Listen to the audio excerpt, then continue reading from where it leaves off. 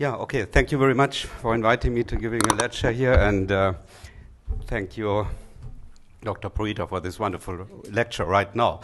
So, I'm Dr. Michael Wilber from Germany, and we are working on specific low lasers therapy methods and devices for about 15 years, and I would like to give you an overview today what we can do with low-level lasers and where we can use those lasers also in regenerative medicine. Yeah, so on this first picture, I have to connect this one.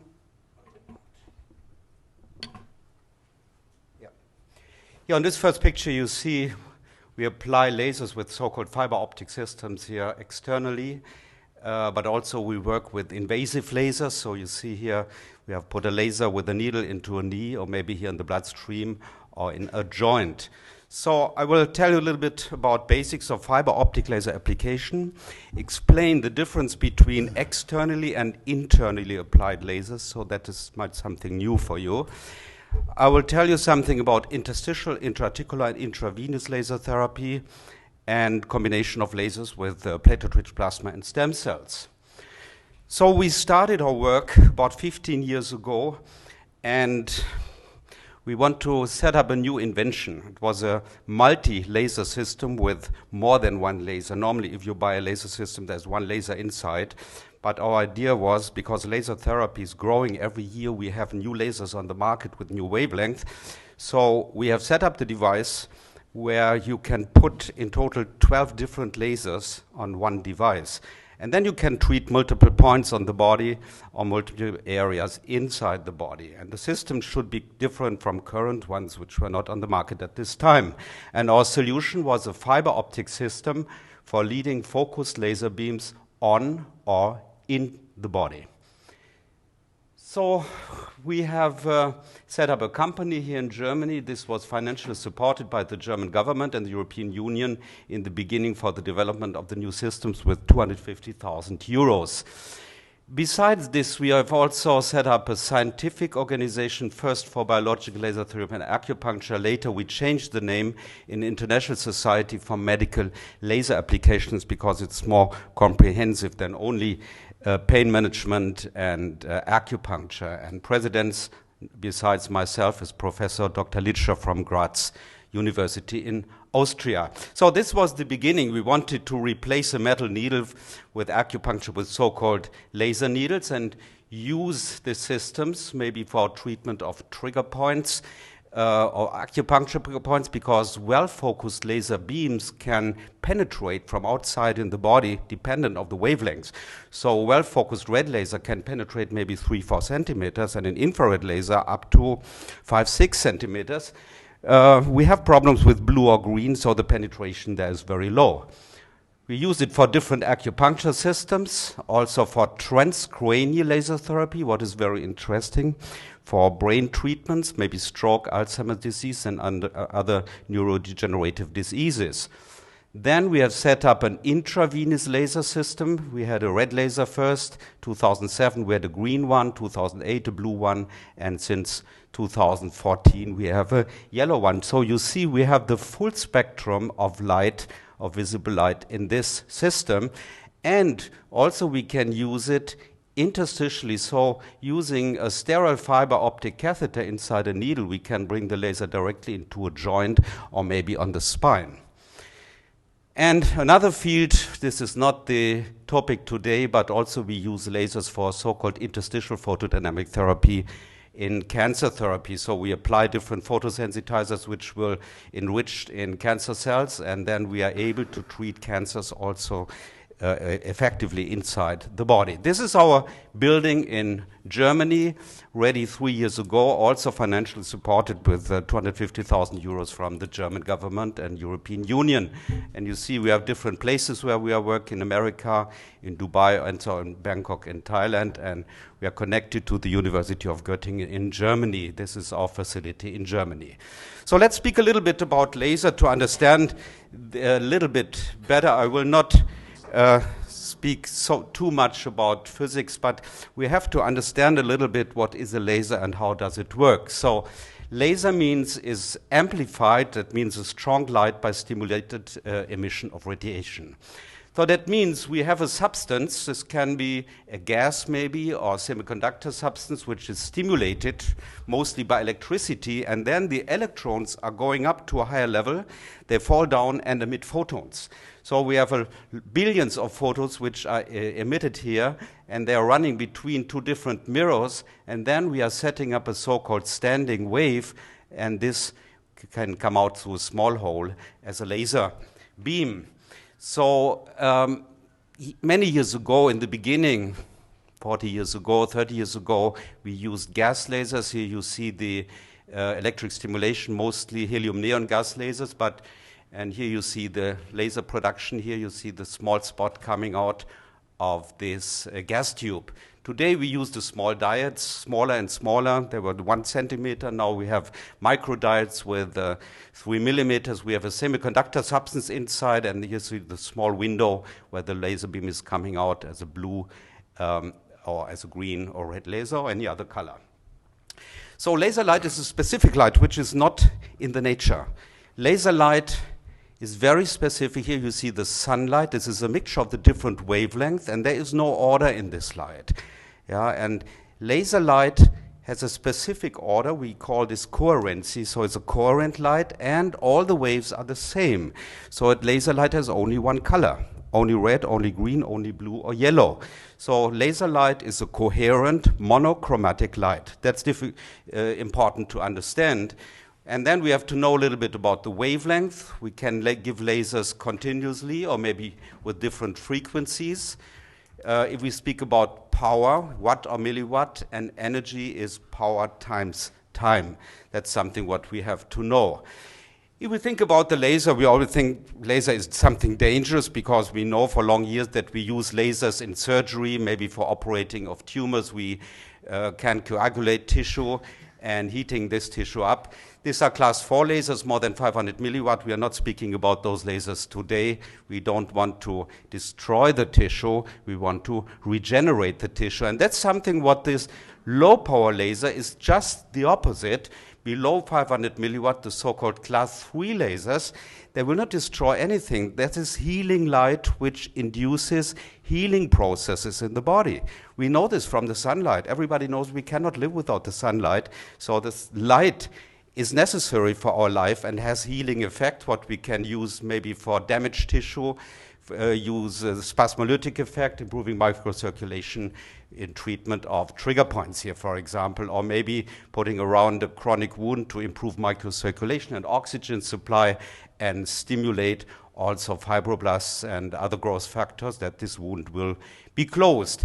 So if we speak about light, everybody knows we have the spectral colors, the blue, the green, the yellow, and the red one.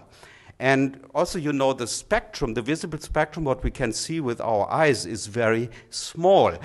You know this from the rainbow, between 400 and 700 nanometers, the blue, the green, the yellow, and the red one. Same in the rainbow, blue, green, yellow, red one. What we cannot see is the ultraviolet and the near infrared, which also belongs to the natural spectrum. And what we have to know, the shorter the wavelengths are, the more dangerous they are. Yeah? So gamma rays, X-rays can induce cancer, of course. They are dangerous. And this is the small visible spectrum, and we know the long waves like television, radio, mobile phones normally are not regarded as dangerous. So this is the full natural spectrum, which includes ultraviolet light, visible light, and near infrared light. And if you apply, for example, a laser in the blood in a patient, maybe the patient will ask you, can this not be dangerous? Give me a laser light directly into the blood. No, it is internationally now confirmed that all wavelengths longer than 320 nanometers, even the UVA light and visible light, infrared light, is not regarded as dangerous, cannot cause cancer. Of course, shorter wavelengths like UVB, between 300 and 320 can be dangerous and cause skin cancer if you go in the sunshine every day on the beach. So these are the wavelengths what we're using in therapy. So if we give a laser light in the body, these are the available lasers in the moment, different blue ones, green, yellow, red, and infrared. We have to think about what happens if this is maybe the skin and the laser beam is going inside. What happens? So blue and green are mostly bound by hemoglobin, so the penetration from outside into the body is very low. On the other hand, if we give this light in the bloodstream, then the energy uptake is quite high.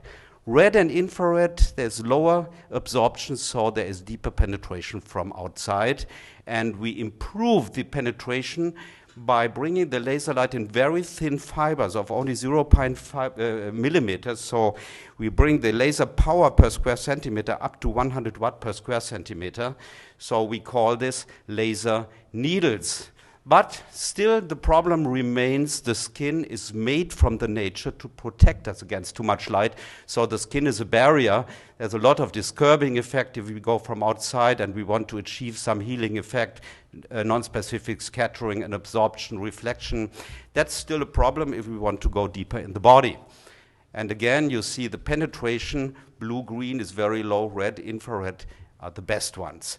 So before we go to a little bit more practical things, we have to think about a little bit biochemistry. Everybody knows we cannot live with light. Yeah? We need the sunlight, otherwise we wouldn't have any life on the world. But we humans, we have a problem. We cannot use the sunlight directly. We cannot eat it. Yeah? We cannot take the energy inside and eat it. So we need somebody in between who makes it. That's the green leaves, of course. Yeah? The photosynthesis. And the chlorophyll in the green leaves absorb the blue and the red light. The green one is reflected, so we think the leaves are green. So we have no chloroplasts like the plants we have, which absorb the blue and the red light. We have something similar. We have mitochondria. That's something, and in the mitochondria we use what is produced in the chloroplast. So we use the oxygen and we use the carbohydrates, which we burn in the mitochondria. So if we look at the mitochondrial structure, you all know this, we have a DNA in the mitochondria. And the DNA is not protected in nucleus, the DNA is free. And you all know we produce a lot of radicals during our life in the mitochondria, oxygen radicals, which leads to a lot of mutations in the mitochondria. So at the end, the mitochondrial function is going down, and then the mitochondria will die, and we will die. So everybody focus today on the mitochondria. This is mitochondrial medicine. How can we make the mitochondria stronger, that the cell will survive longer, will regenerate, and get more energy? So if we look on the cellular level, we use the glucose from the green plants in the glucolysis. We can use them to lactate without oxygen, which is very bad.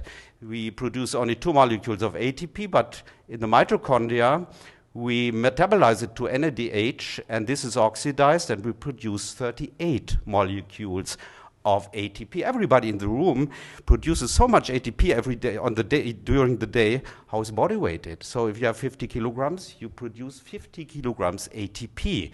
So if we look at the inner membrane of the mitochondria a little bit more in detail, here is the NADH oxidation, and the electrons are giving to the first complex, goes to ubiquinone, the next cytochrome complex, then to the cytochrome C oxidase, and then transferred to oxygen with water production.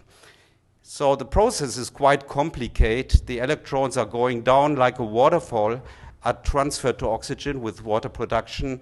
There's a gradient by protons going out of the other membrane, and the gradient breaks down, and we produce the ATP. Why do I tell you this? Mitochondria are also developed like everything what's living on the world in the sun spectrum. So everything in the mitochondria also will absorb something of the sun spectrum. And if you look at the first complex, is stimulated by blue light. This complex, number 3, is stimulated by green and yellow light. And this complex is stimulated by red infrared light. So I hope you understand what we are doing. We want to improve the cellular metabolism, ATP production, and if we are able to bring the different light colors, all the different wavelengths into the body and the mitochondria, we improve the ATP production, we improve the mitochondria, and we can regenerate the tissue. Yeah? This is the basis only to understand a little bit why we use different colors. It's not only the penetration depth in the body, it's something what we want to achieve on the cellular level. And last but not least, there's then a stimulus. Here you see the photon, the NADH oxidation, ATP production. There are different second messages we give the signaling to the nucleus that the cell will regenerate, divide, and forming new tissue. So let's show you some practical things. This is an external device with so-called laser needles. The beam is coming out here, 12-channel device. The modules are outside. The laser diodes are here inside with a small driver board. Laser needles here attached to the body. Show you only some pictures how to use it. Yeah, we made this picture for the FDA approval in the United States, showing the improvement of microcirculation in the skin and a little bit warming up of the skin. And then we can treat multiple points at the same time. Externally, mostly combination of red and infrared lasers. Only see some practical things. You can use it for acupuncture. You can use it for trigger points, which are mostly identical with acupuncture points. Shoulder treatment, knee, spinal problems, sciatica, ankle joints, tendons, even in children, because it has definitely no side effect. Can use it in pregnant women, you can use it in babies. 90% have not to be operated anymore because the lasers have also very nice antispasmolytic effect, for example, in pilospasm of babies. We have a lot of doctors in the United States, also in Europe, using laser needles on the ear because the whole body is represented on the ear. This is an American doctor. They use a special pain program for battlefield, what they use in the war in Iraq and Afghanistan. Facial treatment, for example, for trigeminal nerve problems. Also, we can put lasers together to have high energy on a small space with showers with the different wavelengths and treat shoulder, knee, or anything else from outside. There's a lot of clinical studies now. Professor Litscher in Graz, he made about 400 double-blind placebo-controlled studies, and 2001, for the first time, he could show the improvement in the ophthalmic artery after treating from different points. Then we have a lot of MRI studies showing the improvement in the cerebral arteries, also in the fMRI areas. This is a study what I published with my colleagues in America, treating different pain syndromes with long-lasting effects. Another study came out from Mayo Clinic in USA in, I think it was in 2008 or 9, from Peter Dorscher. He compared in Mayo Clinic in Jacksonville, first time, laser needles with metal needles, and could show that the effect of the laser needles on pain syndromes, different arthritis, was nearly 2 times better. So you see the effect of laser needles compared to metal needles, and also in spinal problems was much better. And especially 9 of 10 patients preferred laser treatments. What is very interesting that lasers with specific wavelengths also can penetrate the bone, especially infrared lasers. And there was a very interesting publication from Frankfurt University, Professor Banzer, he's chief of Department of Sports Medicine. They irradiated an area of bone necrosis. This is a necrosis, yeah, for about 2 months every day with a laser shower, and showing after 2 months a complete healing of this area only from outside. Another study from America came out about 5 years ago, and infrared laser therapy for ischemic stroke, a new treatment strategy. We had a lot of lectures about stroke, and if you ask the stroke specialists, 95% of the strokes are embolic strokes, yeah, maybe embolism from the carotid arteries. And normally we have nearly no therapy. 95% we cannot treat them. So the idea is to give the lasers transcranially to improve the microcirculation, to bring more energy in the mitochondria so that more cells will survive, because you know there's inflammation and swelling, and in the head there is no space, so a lot of additional tissue will die. And so we apply the lasers on the head, like this one. We use infrared lasers for this, and we know from a lot of studies there's a deep penetration in the brain. I was 2 times in South Korea working with Professor Cho, who invented the first MRI in Los Angeles some years ago.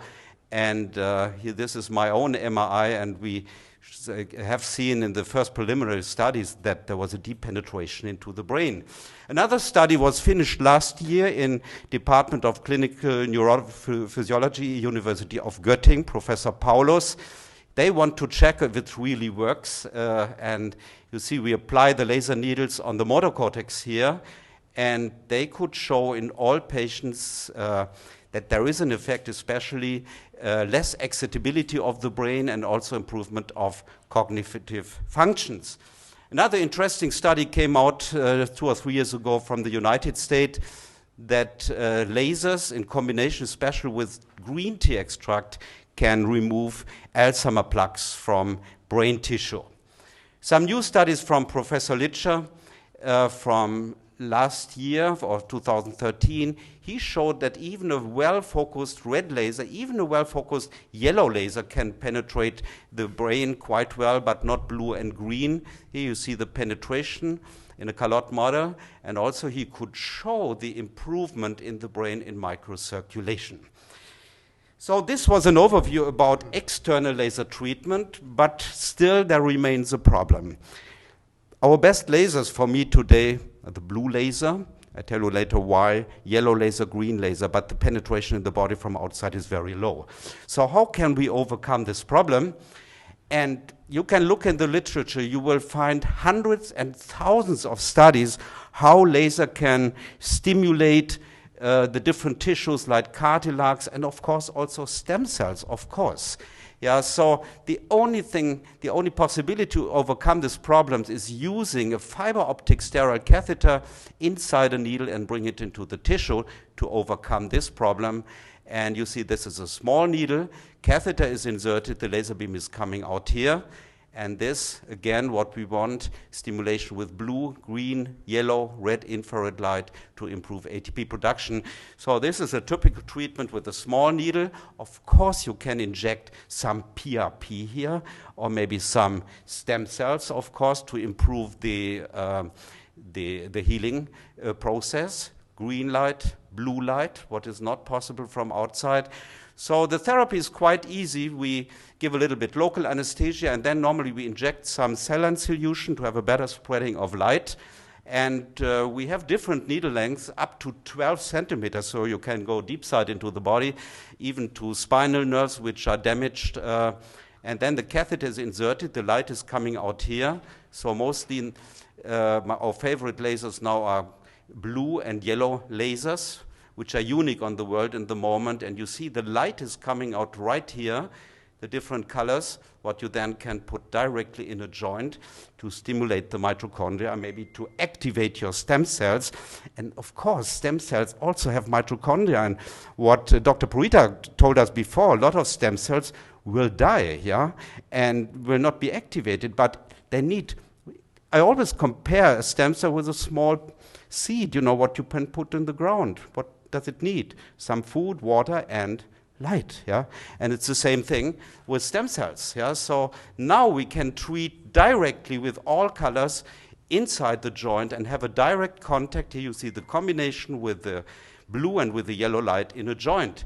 Same thing if we have a disc prolapse maybe on the spine or damaged nerve, we can go right here, maybe not directly on the nerve, we can go here, we inject 10, 20 cc of saline solution. You can, of course, inject your PRP or stem cells, and then we can irradiate inside spinal stenosis. You see yellow laser in combination with blue laser. Here the combination, mostly we give yellow, blue first, then we change it, and if the patient is getting better, we also give red and green, so the full spectrum of colors. Same knee joint, one of the biggest problems. We spoke about it many times, and we have seen such pictures already today.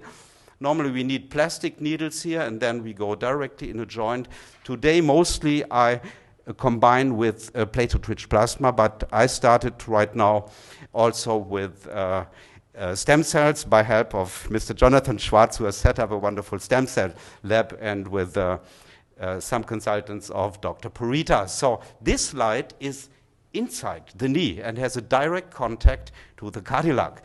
This is a small study what presented on the World of Pain Conference in Miami 2 or 3 years ago, but not using PRP, only with laser inside, and these were very advanced cases of knee osteoarthritis. Even though we had about 60% improvement already, and spinal syndromes about 40%. Today we have better results using stem cells or PRP. And this is the big group of pain physicians in New York, and they have chosen, this was in a newspaper from New York, interstitial laser therapy as a solution for elevating symptoms, regenerating tissue, and re-energizing patients. So now we can apply the laser in the depth of the tissue, close to the spot of injury. One or more interstitial needles can be added to superficial needles. Pain relief is quicker, more effective. And of course, we can bring blue and green lasers with anti-inflammatory effects into the body. And think on the dark patients with dark skin in America. How can you treat them? There's no chance. Yeah? So we have a lot of better effects on tissue regeneration. And I told you before, we use it today in combination with PRP, with cytokines. I think I have not to explain all this. You know all this, and we had it many times during the last 2 days, making the PRP injected in the joint. But additionally, we activate the PRP and also the stem cells by laser light. Yeah? So I can go quickly over this. And you know, we have heard many times about the different growth factors, what we are using, and where we, in which indications we are using the PRP. And so how to boost local healing and tissue growth. It's easy to do. And anyway, if you inject the PRP in a joint, or maybe on a spine, you have your needle inside. So you inject it, you let your needle inside, and then right in this needle you put the catheter and you irradiate with the different laser colors. So there is no additional injection or anesthesia necessary.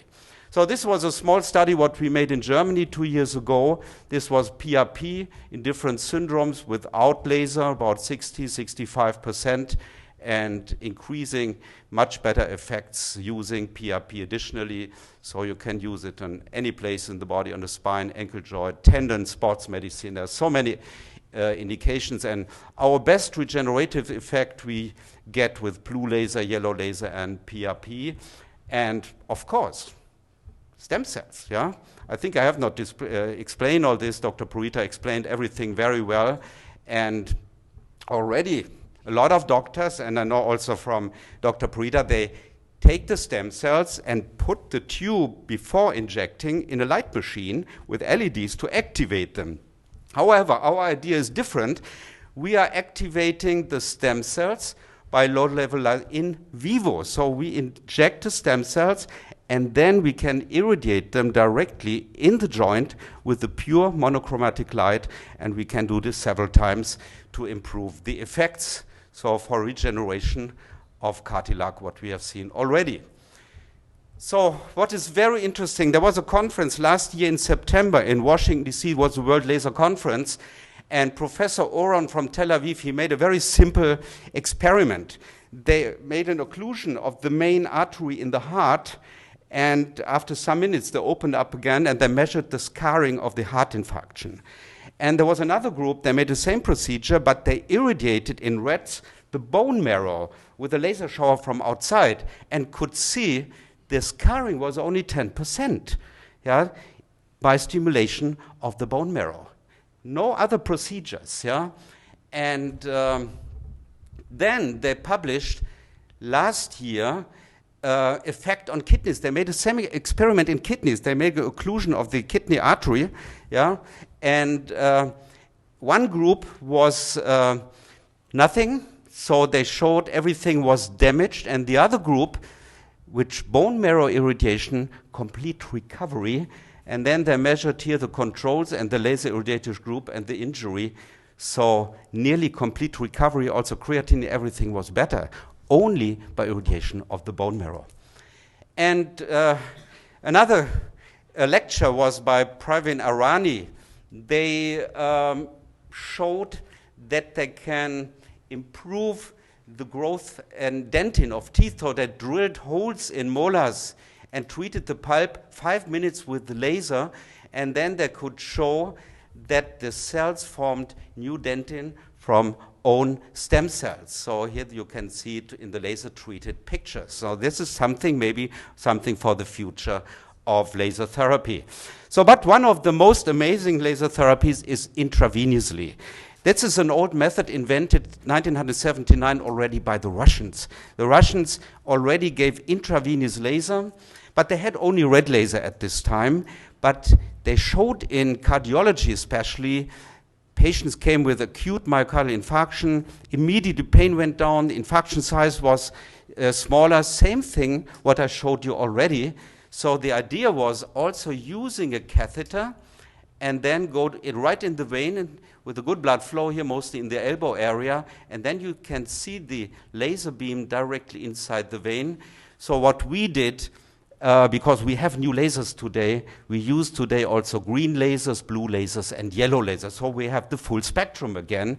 We have different needle types, small butterflies, plastic needles. We also have three-way cannulas, so you can give an infusion at the same time with the laser and activate this by laser light, like in this patient. If patients have no veins, we give the laser sublingually also to bring it in the systemic system. And this is the so-called endolaser device. You see the cables are different.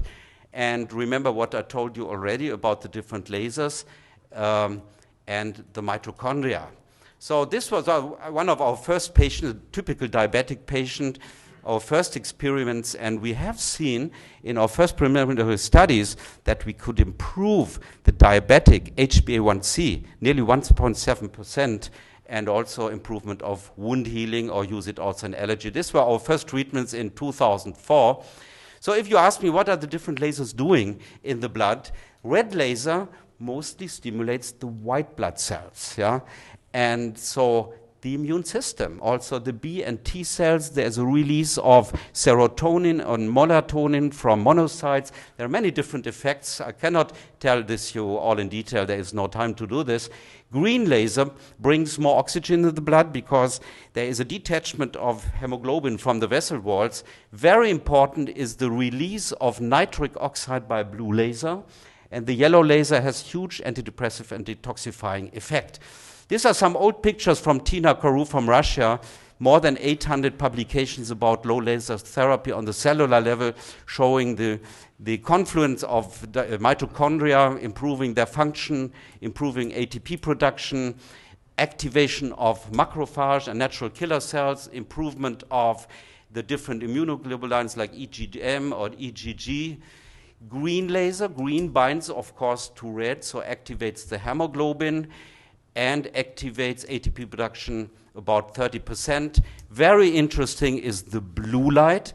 There was a study coming out from Vienna, nitric oxide, you know, we produce it by running and walking, you know this, and nitric oxide widens the vessels and improves the microcirculation.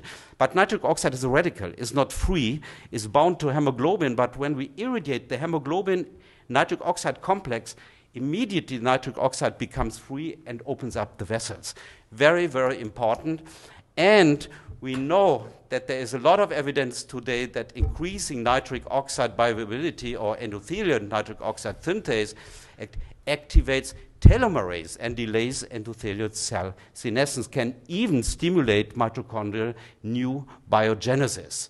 So also this, what we know today. So the blue laser is such important today, intravenously, interstitially, and activation of the telomerase to slow down aging processes. So general effects, improvement of general performance, improved sleep, better effect on depression, immune system stimulation, big improvement of performance, better sleep, is an energizing therapy. So, and we are thinking today that intravenous laser blood activates our own endogenous stem cells and maybe also the different white blood cells like B and T cells released from the bone marrow in the circulation. And so we get an improvement of organ function. And this is a list of different difficult systemic diseases, rheumatic arthritis, autoimmune diseases, and of course, chronic mitochondrial degeneration in the body. So some small studies at the end, some minutes only. This is a new study coming out from Iran on diabetic foot ulcer, 3 times quicker healing, combination with intravenous laser. You know, if you have something what improves performance and energy, immediately people use it in doping, yeah, immediately. And there are so many clubs, we have even football clubs here in Italy, they use intravenous laser in doping. We have some small studies here from Italy, from some colleagues from Terni. They showed improvement of 13% in weightlifting, but in runners and swimmers, up to 90% without any training. So it's used today in racehorses. You see blue laser irradiation in racehorses. It's even used in race camels in Dubai. And this is Sheikh Nasser, Prince of Bahrain, intravenous laser. So this horse has won many races this year. All the mitochondrial degenerative diseases, like here macular degeneration, is all mitochondrial diseases, of course. In combination, here you can do it with ear acupuncture. But it came out in the beginning from heart, yeah? And still most of the people die from heart infarction today, not from cancer. So we know about all this effect: reduced aggregation of platelets, better elasticity of red cells, reduced viscosity, reduced coagulability, increased antioxidant level, better oxygen, so a lot of benefit effect. That's what we want to achieve, and what this colleague in what I told you before achieved with his bone marrow irradiation. And we made a very nice study, 3 years with the heart department of the University of Tehran, with this doctor here, and was presented on a big conference with 1,300 cardiologists, and showed again the improvement of 6-minute walk test, ejection fraction of the heart, and a single photon emission tomography after radiation. You see the improvement of microcirculation in the heart. And today, of course, maybe we would combine it with stem cells, and even there's success already here from these hospitals in this. So I think my time is over. We are using, maybe some last words, also the interstitial therapy today for cancer. Cancer, we use photosensitizers, only some pictures, hematoporphyrin derived, many on the markets. Mostly we use today this chlorophyll derived chlorine E6. You see the structure, what we inject in the body, and then we irradiate the body to clean it from tumor cells. We can then irradiate the cancers from outside if they're on the skin. But if they are deep in the skin, we use the interstitial technology today. Here for lung cancer, we can go deeply into the tissue. A big lung cancer here of this lady, mediastinal metastasis, even lumbar metastasis. I only want to show you what you can do with this interstitial technology also in breast cancer. Here you see. I think I should stop at this moment. I hope you enjoyed a little bit this lecture and something a little bit new. And I'm very happy to have Mr. Schwarz, Jonathan, on my side, because he brought me together with Dr. Purita, and I hope we are a good team in the future and can develop everything further with our laser therapy in combination with stem cells, PRP, and hopefully next year we have some more good results. Thank you very much.